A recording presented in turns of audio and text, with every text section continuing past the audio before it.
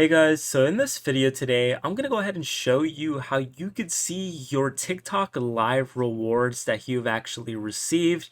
Now, a lot of people don't make videos on this, but I'll show you how to do it in very quick and easy steps. Now, head over to your profile on the TikTok live account or the TikTok account you go on live and click the top three lines and then go ahead and click on balance.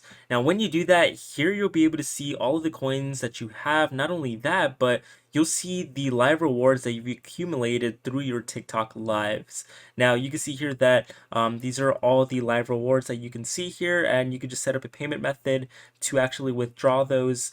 And you can see here the accumulated diamonds and stuff. I have 0 because I do not go live whatsoever, but you'll be able to see all of that. You could even see your next payouts and all of that, and it's pretty cool option to see, all right, if you're doing TikTok lives frequently. So with that said, I hope you found this video helpful, and if you did, don't forget to smash that like button, comment down below if this did help you and you couldn't find the option whatsoever. But nonetheless, yes guys, I'll see you all for the